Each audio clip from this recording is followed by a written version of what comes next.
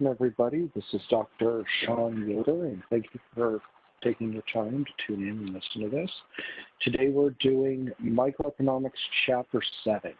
Now, this is an introduction to theory of the firm. So Chapter 7, 8, and 9 are all about firm in perfect competition. So I have my caffeinated beverage of choice here. Let me take a good for that. Oh, wow. Okay. And how long is it? Here we go. So, Chapter 7, we're starting to look at firms. Remember, firms go through production. They take inputs, land, labor, capital of some form, mix them together, and make something, some kind of output that's of value to people, or businesses, or governments, or the rest of the world. Now, the firm is effectively the business that does this act. Now, we are assuming all firms are profit-making entities trying to make profits. Yes, I know there are more firms that are nonprofit, and they're totally fascinating to study the economics of. However, we're looking at profit-making firms in Chapter 7. Now, every firm has 3 decisions they have to make.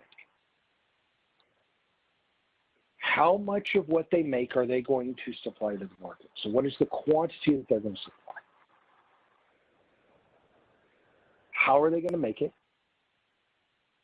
And then 3, how much of workers and people and tools are they going to demand to make it? Now, these 3 questions really need to be asked in order. But notice, first of all, firms are not making the decision of what price they're going to charge their stuff for. Because remember, we're in perfect competition. They're small relative to the market, which means they're price takers. Whatever the going rate is for what they make is what they have to accept. Now, they can choose how much they make. But I want you to think about the connection for a second between question 1 and question 2. Question 2, what production technology do you use? Let me put it this way. Let's say we needed to bake 10 dozen cookies for a bake sale or for something I'm making, right? 10 dozen cookies, we could do it in a weekend using one oven, right? But what if we needed 10,000 dozen? That's a totally different monster, isn't it? Where one person and one small oven might get it done in a small scale case. Yeah, I could do 10,000 that way. It's going to take forever, and it's probably not going to work. I'm probably going to have to assembly line and get bigger space and do different things. There you go. That's production technology. You cannot pick the production technology question 2 without understanding what question 1 is. Now, I could use a huge facility to make tons of cookies and only make 10 dozen, but that's a total waste. And not be fun. Once I know how I'm going to make it, then I know how many workers I'm going to need, how many tools and what tools they're going to need to do the job. But you've got to answer these in order. If I'm hiring people before I know how much I'm making or how I'm going to make it, odds are I'm not profit maximizing. Odds are I'm not actually making the decisions correctly. Now, profit is total revenue minus total cost. Okay. Now, revenue is easy. It's the price of what you sell times the quantity you make. So after this first decision, you pretty much have this question 1. You pretty much know what your revenue is going to be. Now, in economics, in the short run, cost comes in 2 parts. There's a fixed part and a variable part. fixed part, clues in the title, is fixed. Doesn't matter how much you make, you pay the same thing. Many times the fixed part is like a lease for a building or a storefront, where even if you produce zero, you have to pay out the lease. Sometimes maintenance contracts or other things. The variable part is different. Variable costs depend on how much you make, and as you make more, variable costs get higher. So the variable cost for 10 dozen cookies will be a lot lower than the variable cost for 10,000 dozen. Now, if you produce zero, your variable costs are zero. Now, herein we have a challenge that I need to talk to you. And those of you who are accounting-based, really into accounting, this gets rough.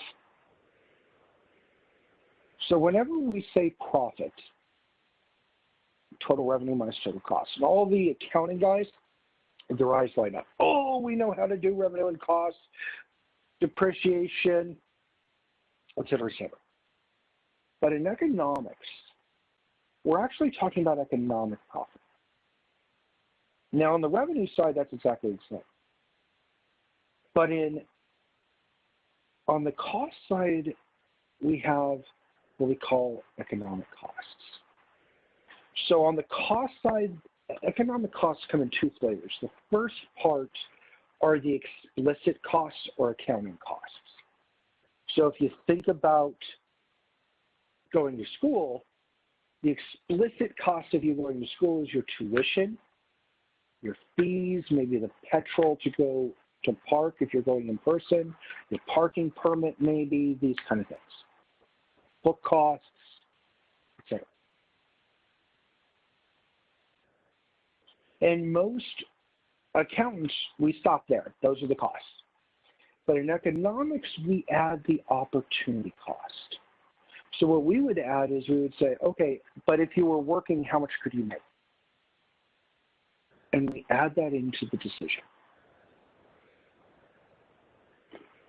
So there's this show that airs on NBC called Shark Tank. You've heard me mention it a few times before. Multimillionaires sitting in chairs, entrepreneurs come in, pitch their business, trying to get an investment and some help from a shark to help their business.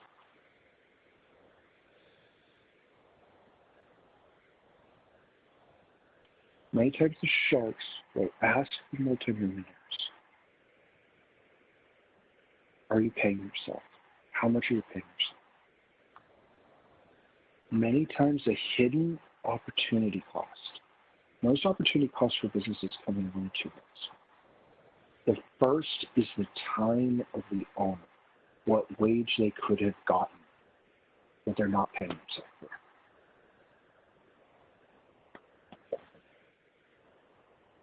The second is risk comparable return that they could have put the money in.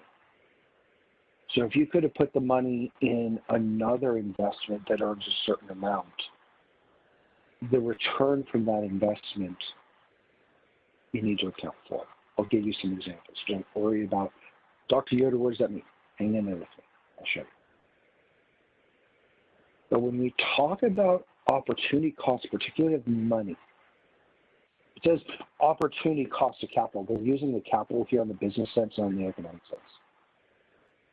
Money. If I invest $10,000 in your business, I expect I need to get a normal rate of return. Now, Dr. Yoder, what is the normal rate of return for my business? It depends on your business. If your business is risk-free, if you're just printing, you do your business, there is no risk, guaranteed contract, everything's awesome, then you generally use the interest rate on risk-free government bonds. So if it's a one-year investment horizon, you use the one-year treasury in the United States. But herein is the underlying truth in business and in personal finance and everything else.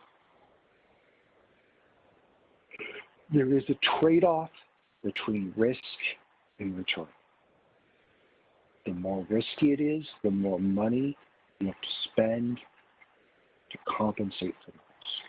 That's why people with low credit scores tend to have to pay more in interest rates because they're perceived as being too risky, so they have to pay more in case they default to compensate the lender for taking the risk on them. So whenever you compare the returns of two businesses, you have to make sure those two businesses have the same levels of risk. If they don't,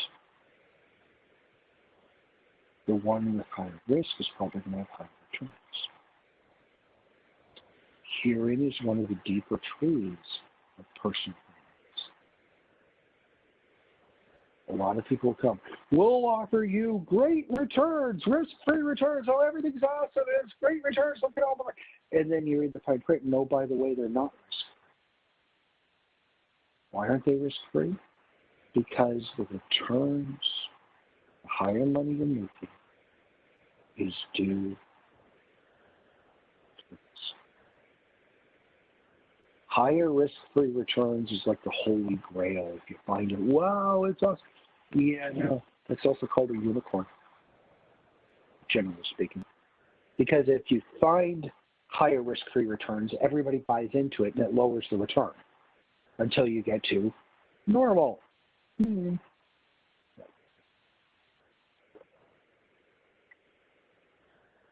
So remember, the higher the risk, the higher the return that business has to make. This is why biomed companies that try to find new vaccines tend to have very high returns, because it's a crapshoot. If the medicine and the vaccine or whatever they're trying to develop works, you get a ton of money. But if it doesn't, you lose everything. They're very risky. Versus a utility company that offers electricity to people. Everybody needs electricity. They're highly regulated. Everybody knows what the profit's going to be. Okay, great. All right. So we're going to go in the belt business, which I think is a good investment. Anybody who's been to a high school recently knows that a few of the students that are, last time I was there back in 2019 and went to a high school, a lot of the students were in need of belts because, let's just say, their trousers were halfway down the butt crack. By the way, I am horrible. I see these butt cracks. What do? I see from how far away I can pitch into peanut. All right. So, all right, we're going to sell belts. So what are we going to do? We're going to sell 3,000 belts at $10 each. Now, we're going to put in $20,000 of our own money to do this. What's the interest rate available? Risk constant, we could get a 10% return. So if I take that $20,000 and put it in a different business, maybe a bond or something that's risk the same as the belt business, I could get 10%. So I'm going to have $30,000 in revenue. I'm going to sell 3,000 belts for $10 each. I got to buy the belts from my supplier. That's going to cost me $15,000, and I got to pay my peeps. You know, the labor costs. I got to pay my peeps. That's $14,000. Now, normally you would stop right there and account and add those together. That comes to $29,000. So notice, if we were to do a profit and loss statement, if we were going to do accounting report, hey, we made $1,000. Everything is awesome. But non-economics. Notice we have to add the opportunity cost. We could have had $2,000 if we put it into the market, but that here. So the total cost is $31,000. Our revenue is $30,000. We've lost $1,000. So notice what happened. An accounting profit is actually an economic loss. Oh, dude, Dr. Yoder, you just made a profit into a loss. What does that mean? Well, in the short run, probably not a lot. But in the long run, it means that this doesn't right itself, the company's going to go under. But Dr. Yoder, they're making a profit. Yes. But I put $20,000 into this business this first time. I only got $1,000 back. Now, next year, am I going to put $20,000 in again? Or am I and get only $1,000? Or am I going to take my 10% to get $2,000 in the other business? Right? So now I'm not investing in the business. Now they got to find someone else to invest, but they have the same choices I do. Got it? You could show an accounting profit and still have an economic loss. If you are breaking even in accounting, your business breaks even, guess what? You're losing money in economics. If you're breaking even, it's only a matter of time till you're gone. So what were the sharks in Shark Tanks in the Shark Tank doing? They were adding here. Opportunity cost of the owner's time that wasn't being paid. And they were saying, oh, you have a profit for your business. How wonderful. Are you paying yourself? No. Okay, let me add that in. Now is the profit, are you actually showing a profit? Oh, no. I don't want to invest in a business that's going to go under.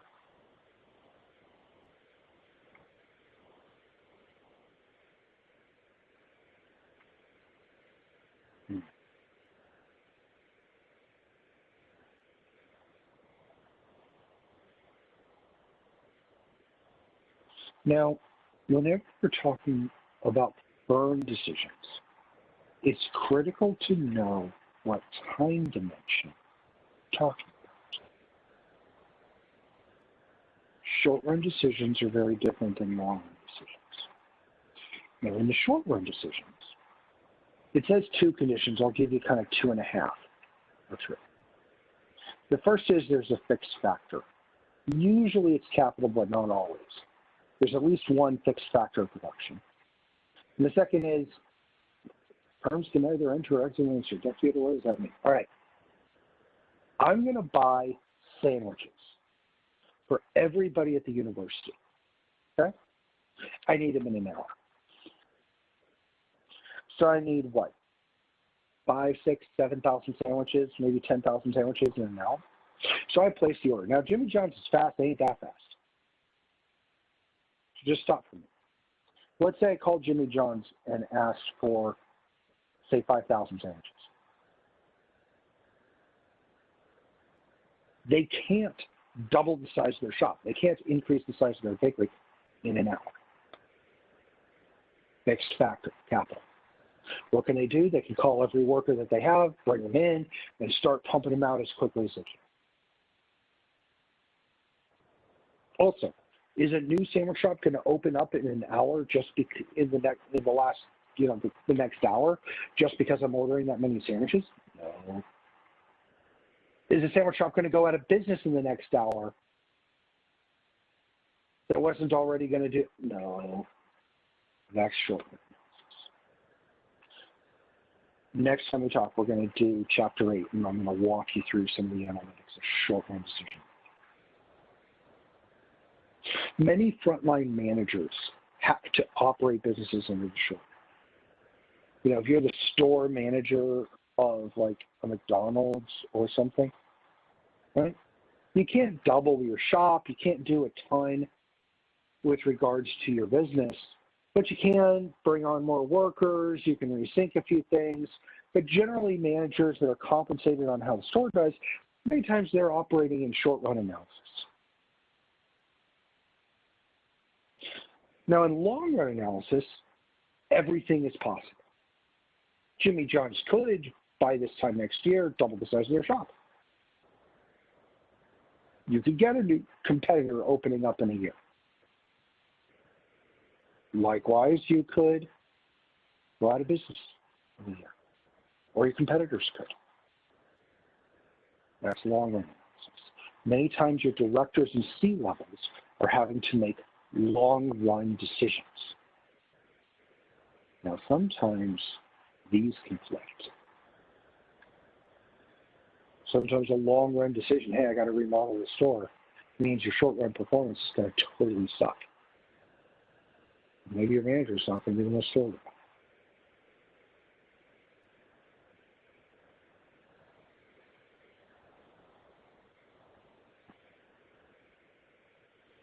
So for a firm, they had 3 questions.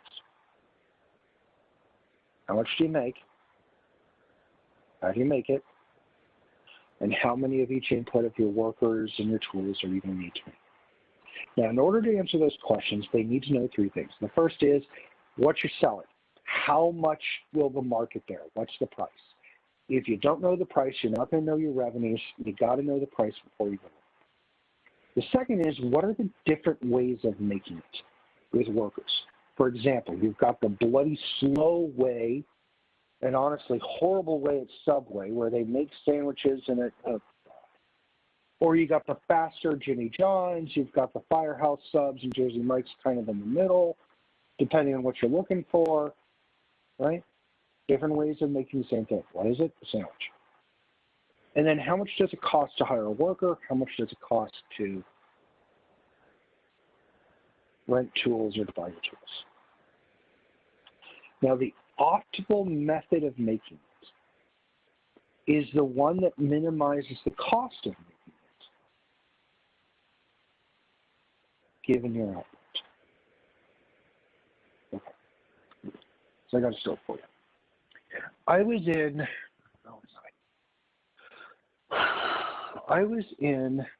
Nanjing. Yeah, I was in Nanjing. And I was given a tour of a factory. And I'm not going to tell you the name of the company because they do sell here in the United States. And I'm not going to get involved in that. We were taking a tour in Nanjing. And it was this huge factory. They make televisions. Okay? And there was this huge factory, and there was this hallway that walked down straight through the middle of the factory. And it was a long hallway. It went all the way down. It was over a mile long.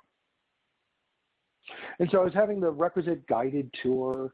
The Chinese company representative was showing us how these TVs were made. And on the left side of the hallway and the right side of the hallway, the same thing was being done. So you start, and they had the motherboards, and they were soldering chips on the motherboards, and they were putting circuitry together, and then they were dropping it into the casing, and et cetera, et cetera. Then you go a little farther, and they were screwing the casing, locking it down, making sure the power cords and everything was working. Okay. On the left, they were doing the same thing as they were on the right side of the hallway. So you walk farther down, and then you came to these rooms, and these were fascinating. Floor to ceiling, and you could stack about 4 huge televisions, floor to ceiling, in rows. And the row, how long was the row? The row was about 100 televisions long, each row. So each row, 4 high, 100 to the side. So that's about 400 televisions down. They had these 400 televisions, and these were stacked one after the other, and they were about 10 deep. Okay, so there was about 4,000 televisions total in this formation. And they were just power cycling through colors. They were going through color. And what was happening is, as they assembled the TV, they would put it on this rack that had the 4 high, 100 long. And when the rack was full, the rack would be pushed into this room. And as they pushed the rack into this room, the one on the far side of the room would pop out the other side. And then they would start color cycling until they popped out the other side. Now, once they popped out the other side, as long as the TV was still good, they would unplug it, wrap it in the electrostatic bag, send it to packing into the styrofoam stuff, and then put it into the boxes, seal the boxes, and then palletize all the boxes. Now, I asked them what's going on, and they said, well, we're testing these because we found if the TV is going to go bad, as long, it's about 10 deep. It takes this a certain amount of time to get through. If the TV is going to go bad, it's going to go bad in here usually. Then we know it's a bad TV and not to ship it out, or there was something wrong in the process. Okay. So it pops out the other side. People take it off, start palletizing it, wrapping it up, getting it ready to ship out. At this point, I kind of left the group and looked on both sides of the aisle. And I looked at the model numbers of TVs on the left and the TVs on the right, and they were the same model numbers. And so I asked the question that just about everybody was asked. I said, sir, thank you very much for hosting us. Can you please tell me why you split your factory into 2 bits? Why did you put an aisle there? Do you make something else? Or what's going on? Oh, no. Very good question, though. Very good question. And the presenter pointed over to his left, my right, and said, these are for Walmart. And the rest of these go everywhere else. And I said, I don't understand. He said, oh, okay. On Walmart ones, we use different stuff. The chip, the microchip, some of the chips in the TV are inferior, and we use a cheaper solder, and we use other things. So they burn out, and they fail more frequently. So we have to keep them totally separate. I said, but the model numbers are the same. Okay, we know. Now, that wasn't the same output. You got me? Whenever we talk about minimizes cost, it has to be exactly the same thing. And even though the model numbers were the same on those TVs, those were not the same product. And when I got back to the United States, we sort of let somebody may have kind of let an official in the U.S. government know. And now the model numbers are different for the Walmart ones versus the non-Walmart ones today. So when we talk about something that minimizes cost, it has to be exactly the same. Okay. So when we talk about which production technology do you use, this is a quantitative relationship between inputs and outputs. So it's a math equation, usually. Some technologies rely more on people. Others rely more on capital. So let me give you another story. Okay. I was in, where was I? Oh, yeah, I was in Beijing. And I wanted to buy, I travel a lot. One of the things I like to collect is I like to collect Monopoly in the local edition, in the local language, not the knockoffs, but the official Hasbro Monopoly in their country, in their edition with their stuff. Totally fascinating. So when I was in China, I walked in, I needed Monopoly, and I also needed a stuffed animal. My son had just been born, and I needed a new. I mean, come on! You go to China. What else are you going to bring your kid? Your new baby boy, but a stuffed panda bear, right? So as I tell you this story, I want you to count in your mind the number of employees I come across. Right? So I walk in, I get to the door, and the door opens. Now it's not an automatic door. There's a person there. Welcome, come in. Now this person who opened the door, I'm now going to refer to as my new best friend, because this person stuck with me like my shadow. I mean, okay. Welcome, come in. What are you looking for? How can we help you? And I said, I'm looking for a board game and a stuff. Oh, very good. We have these. Come. Okay.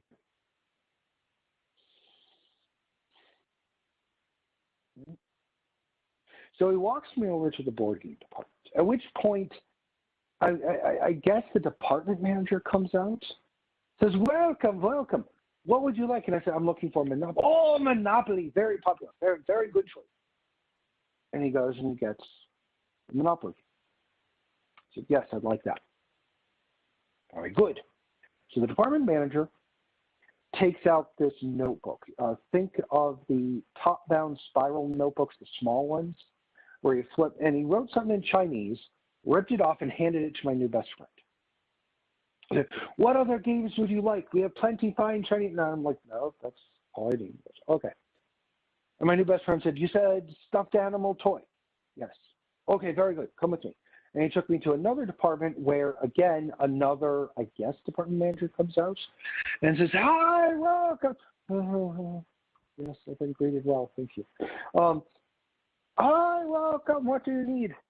I said, I just had a new boy. Oh, congratulations. This is your first one. Yes, yes. Oh, wonderful. And I'm like, being in China, I'd like a panda bear to take. Panda bear, very good choice. Okay, and the department manager suddenly disappears. A few moments later, he reappears with his buddy carrying the largest frickin' panda bear I've ever seen, right?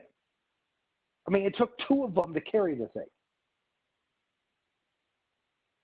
And I'm looking, and I'm like, I did not mean a literal bloody panda bear or something its size. No. I'm like, dude, I have to fly to the United States. I would have to buy a separate plane ticket for this thing. No, I think small. Oh, smaller. Yes, smaller. And I made a gesture with my hand to that. Smaller panda bear. Oh, okay. And the two guys carry out panda bear. And the department manager returns with the panda bear that I ended up buying. So very good. That'll be fine. Oh, okay. Good choice. Again, this department manager takes a spiral-bound notebook, flips it open, writes something in Chinese on it, rips it off, hands it to my new best friend. Something else, can we get it? No, that's all I need. And the best friend said, okay, come with me. And he walked me over to the till, to the cash register. I realized I don't have the Monopoly game in my hand. I don't have the panda bear in my hand. I just have this Chinese guy with me with two pieces of paper that were handed to him by the department managers. Now, my new best friend handed to the guy behind the till these two sheets of paper. Guy behind the till looks at it. Cha-ching, cha-ching, cha-ching, cha-ching. Says, okay, it'll be this amount of money. Okay, great. So I paid the guy. At which point he takes a stamp and stamps the two sheets of paper separately, I guess signifying that I officially paid. He then handed these two sheets of paper to the person next to him behind the till, who suddenly takes those sheets of paper and disappears. Gone. So I've paid. I have nothing in my hands. The two little sheets of paper that my new best friend handed to the guy behind the cash register have been stamped, and then they disappeared, at which point the guy behind the cash register makes small talk. Yeah, I love me some small talk. Mm-hmm. Is this your first time to China? No. What about Beijing? Have you been to Beijing before? No, I've never been to Beijing. What do you think of Beijing? You know, okay. About 4 or 5 minutes later, the small talk is over, and my new best friend says, okay, come with me. And we walk back to the stuffed animal department. At this point, the department manager comes out holding a very nice bag, and inside the bag was a wrapped item. It was my panda bear, wrapped up very nicely as a gift in a bag. Hands this bag to my new best friend. Then we walk over to the board game department. Same thing happens. Department manager's there, so I guess the runner took the sheets, gave it to the department manager, saying, yeah, he bought it, get it ready. And they were stalling so that they could get it all wrapped up and ready to go. Okay, fine. So the department manager at the board game department handed the bag to my new best friend, and we make to the door. And when we get to the door, somebody else took over for my new best friend, so they opened the door. We went outside. My new best friend then handed me the 2 bags, and I was on my way after thanking me for the purchase. Okay. How many employees? 1, 2, 3, 4, 5, 6, 7 option numbers. Right? That's one way of doing it. What was produced? A retail sale transaction of a board game and stuffed animal. The other option, and I live here in Salem, is I can do the same thing at Walmart. Now, at Walmart, I am like a ninja. I can get in and out of Walmart without those greeters. And the guy who stands at the door checking receipts, I don't know what it is. I'm just intimidated. Every time I walk out, they make eye contact, they turn around and leave. They check someone else. They don't want to mess with me. I don't know why. Right? So what happens? I get in, get to the back of the store without talking to anybody, grab a board game, grab a stuffed animal, and then I go through self-checkout. Now, self-checkout has always been a problem because I like the fact I don't have to talk to people. But whenever I go deep, the machine used to like to tell you what you buy. Baked beans, 3, and then how much was it? 3, 4. It's like, what the, it's okay if you're buying certain things, but if you're buying other things, you kind of don't want it announced to the bloody world, right? Hemorrhoid medication, preparation H. It's like, yeah, right? Finally, somebody told me, yeah, there's a button on there. If you hit that button, it's the shut the up button. So I hit the button and finally it shut up. Now they've turned off the thing because people didn't like it.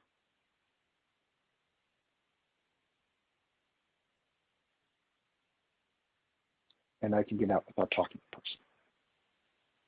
Notice, same thing was produced. So in China, what was produced? Retail transaction of a board game and a stuffed animal. They did it labor intensively with lots of people. How'd they do it at Walmart? Self-checkout machine, sliding doors, capital intensive. They did it with technology and tools rather than people. But the same thing was produced, a retail sale transaction of a board game, a stuffed animal. So you can make the same thing different ways. Now in economics, we have what we call a production function. This is a mathematical equation that shows a relationship between inputs and outputs. A common production function is this. We call this the Cobb-Douglas production function. Here's the quantity of what you're making. L is the labor, K is the capital. And then you have this parameter alpha. So L is raised to the power of alpha and K to 1 minus alpha. Each production function has its own attributes that might make it more similar or less similar to what you're actually making. The Cobb-Douglas production function, which you'll use later in your intermediate classes if you go on in economics, has a very simple attribute, like baking a cake. If you want to double the amount of cake, you can't just double the eggs and leave flour, sugar, and everything else the same. You got to double everything in proportion. So in this case, capital and labor work together. You need both. You can't use one without the other. So the Cobb-Douglas production function is kind of like baking a cake. Now, sometimes you can substitute capital for labor. There are different production functions that have more substitutability in it. Professional economists, when we teach as professors, we like to use Cobb-Douglas because there are certain mathematical features that make it really easy for students to work with without turning ourselves into math teachers. So here we go. Here is a production function. There's a table version of it. So I'm going to do sandwiches because I'm starting to get hungry, and we're going to do sandwiches. And let's be clear, I'm lazy. So if I have 0 employees for my sandwich business, I am making 0 sandwiches now because I ain't doing nothing, right? If I hire 1 employee, I get 10 sandwiches. If I hire 2 employees, I get a total of 25 sandwiches. If I hire 3 employees, 35, et cetera, et cetera, et cetera. Now notice, at the 5th employee, I'm doing 42. I hired a 6th employee. I still only get 42. Now, what's up with that? What's up with that? That sixth employee just like checking Facebook, playing a video game or something the entire time? No.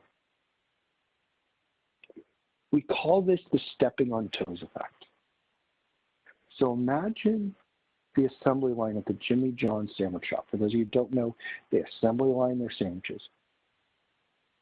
So while you're paying, someone's taking the bread and cutting the bread open. Another person's putting the meat on another person, and it's okay. First person comes in, I get 10. Second person comes in, I'm getting more than 10. We're increasing, right? But as I keep putting more and more people in the assembly line, eventually the elbows are going to bump. They're going to bump into each other. It's going to start to slow down. Eventually, you jam another worker in the assembly line, you're not getting anything else out of it. Why? Because they're bumping into each other so much. We call this diminishing returns. Call this diminishing returns. So if you ever go out to eat, Valentine's Day or Mother's Day, two great times.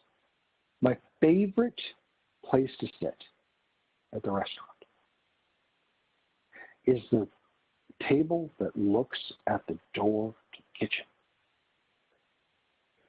So on Valentine's Day and Mother's Day, man, that place is packed. They're humming. Every worker that they got, they have all the waiters, all the waitresses, everybody's working, and they love to work Valentine's Day because they get good tips, because let's be clear, if you're on a date on Valentine's Day and your date is cheap, and my mom, when I took my mom out for Mother's Day, if I was not really nice to the waiter or the waitress, my mom would, how do I put this, she would instill some additional smarts into my head quickly with the back of her hand, hard and fast, right? She would knock some sense into me. Like, you put more money down there for them, they're working hard. You're not going to be a snobby. Oh, man, my mom would not have it. Right? So what do I do? Why do I like to look? Well, diminishing returns. What happens? At Jimmy John's, there's only a certain amount of room for the assembly line process, only a certain number of knives to get the bread, or et cetera, et cetera. At the restaurant, if you're lucky, there's only one door to the kitchen. And if there's only one door to the kitchen and everybody's working and rushing to get everything out for Valentine's Day or for Mother's Day, you're going to get the same diminishing returns. Somebody's going to be wearing some food soon. And hey, you get dinner and entertainment.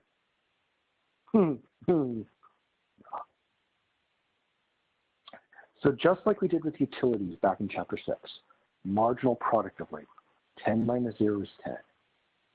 25 minus 10 is 15. 35 minus 25 is 10. So notice the marginal product of labor goes up initially. So it's increasing from nothing to 10 to 15, and then it tapers off. Eventually, in the short run, this always happens, and it's due to the fixed input. You can keep shoving workers into Jimmy John's, but eventually, you're not going to get any more sandwiches. They're just in each other's way.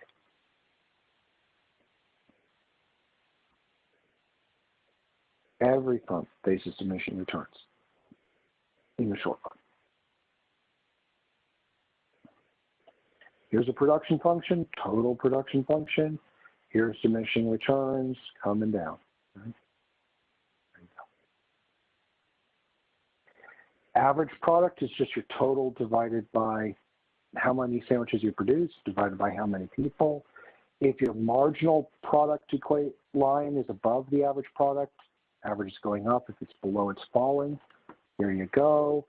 Here, this is the marginal product of labor. Notice it's above the average product. The average is going up. Marginal product crosses through the top of average. Now marginal is below, so average is coming down. Pretty easy. Sometimes capital and labor work together. Baking a cake, eggs, flour, etc. Sometimes they can substitute for each other. Now here we have a choice. We're going to do nappies. We're going to do diapers. We're going to make 100 diapers. Remember, you've got to pick your quantity first. We're doing 100 nappies. Man, we're going to be catching shit all day. Oh boy. So we've got 5 ways of making it with different capital and labor units right here. So which of these 5 is the most labor intensive? Let's see. Biggest labor number, that's A. They require 10 units of labor, people. Which is most capital intensive? Well, that's E, because that requires 10 units of capital. So I took this table, and we put it right here, 1, 2, 3, same numbers, everything's in there, right? So now this is our total cost given these prices. So if labor costs $1 and capital costs $1, 2 times $1 plus 10 times $1 is 12. 3 times $1 plus 6 times $1 is 9. So here we have a total cost function. So if this is our cost table, which technology should the firm use? Well, remember, the optimal technology is the one that minimizes costs. You come down here and put the smallest number, so right here at 8, and that's technology C. So the firm should choose C. Okay. But what happens if minimum wage goes up or labor? There we go. Now notice, minimum wage goes up 5. Did your costs go up 5 times? No. The costs go up? Yes. But what happens when the costs go up? The firm, in the long run, they're going to resubstitute. And what happens to the cost structure? Now the price of labor is up. Well, notice the new cheapest one is E. So what's going to happen? The firm's going to recalibrate to E.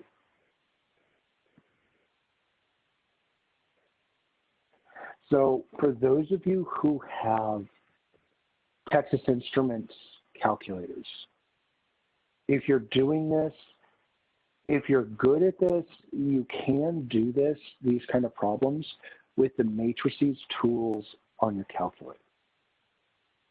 If you know how to do it, it's great. If we're in normal session and you're able to come to office hours, bring your calculator, I'll show you how to do it. This isn't something I can show during remote sessions or hybrid sessions over the phone as easily. So it's a quick way of doing it if you don't like doing tons of calculations on your calculator. Otherwise, if you get these tables, realize you're going to have to run these numbers in order to find the lowest. There's not really a great shortcut here. So just be prepared to check all the numbers. I've got lots of examples in the review pack for Chapter 7. Give it a go. So we're going to end this lecture here in a minute, but I want you to remember there are some questions in the extra study material that I haven't covered. I did not do the appendix to Chapter 7 in lecture.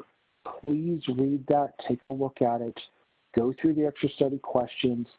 They're worth going through. It's basically the firm mirror image of what we did on Chapter 6 with indifference curves and budget constraints.